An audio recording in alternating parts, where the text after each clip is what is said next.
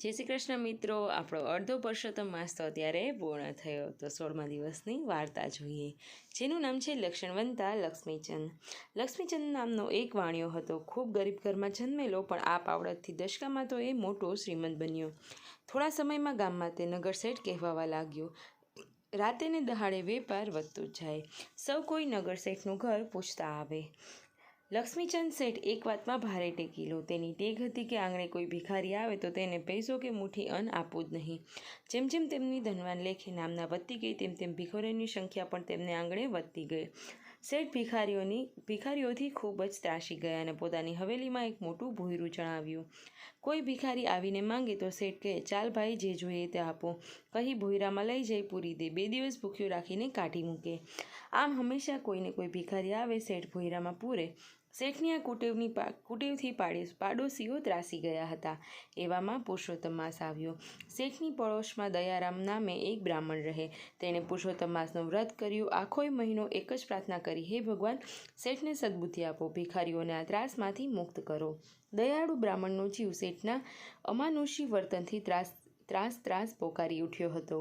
પુરુષોત્તમ માસ પૂરો થયો. દયારામને રાત્રે ભગવાન સ્વપ્નમાં આવ્યા, દર્શન દીધા અને કહ્યું, હે વત્સ, તારે શું જોઈએ તે માંગ, હું તને આપીશ. દયારામે 2 હાથ જોડીને ભગવાનને કહ્યું, શ્રીમંતને શું ખાવું તેની ચિંતા, અને ભૂખ્યાને શું ખાઈશું તેની ચિંતા.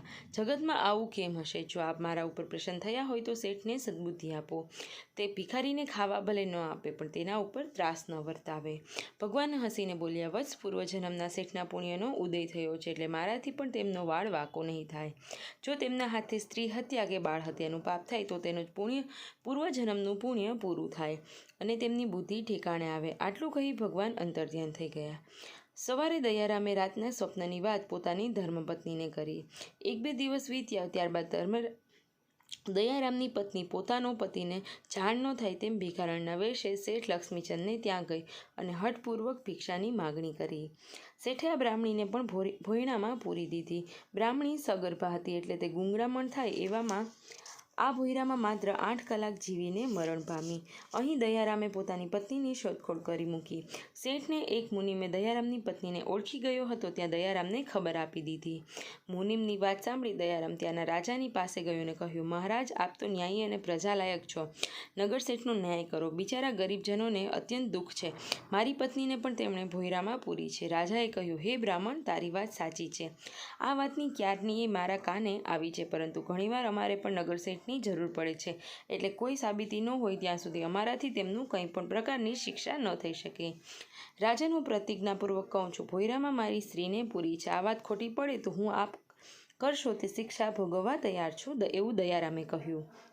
રાજાને હવે હિંમત આવી તેમ એને બ્રાહ્મણને સાથે 2 સૈનિકો મોકલ્યા.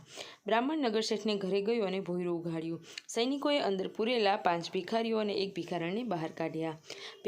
ભિખારણને જોતા જ શેઠ તો હેબતાઈ ગયા. દયારામે ભયાનક ચીસ કાઢી અને સૈનિકોને પણ વિચારમાં પાડી દીધા. આ નિરાધાર ભિખારણનું પ્રાણ પંખીરું ઉડી ગયું હતું. દયારામે ત્રાળ પાડી, શેઠ, મારી સગર્ભા પત્નીને તમે ભોંયરામાં પૂરી મારી નાખી. ભગવાનથી આ સહન નહીં થાય અને તમારું તેઓનું આનું ફળ અવશ્ય મળશે. બ્રાહ્મણી સગર્ભા હતી. શેઠને સ્ત્રી હત્યા અને બાળ હત્યાનું પાપ લાગે અને 1 ભિખારીઓને ત્રાસમાંથી છૂટે, માટે પોતાની જાનનું બલિદાન આપી દીધું. સૈનિકો શેઠને પકડી રાજા પાસે લઈ ગયા અને દયારામની સગર્ભા પત્ની ગુજરી ગયાની વાત કરી. રાજાએ પોતાની આંખો ફેરવી શેઠનું ભયંકર અપમાન કર્યું અને કારાવાસમાં પૂરી તેમની બધી સંપત્તિ જપ્ત કરી લીધી.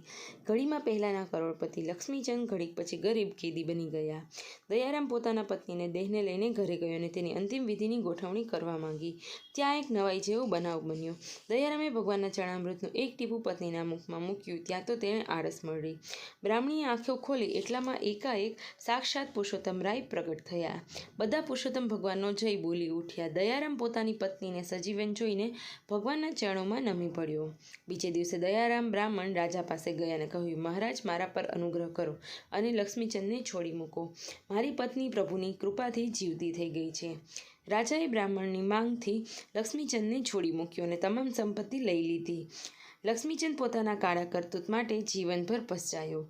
આખા નગરમાં બ્રાહ્મણીના અસહાયક ભિક્ષુના માટે દિલમાં બલિદાનના વખાણ થવા લાગ્યા. જેવા બ્રાહ્મણ બ્રાહ્મણીને ફળ્યા તેવા સૌને ફળજો. જય શ્રી કૃષ્ણ મિત્રો.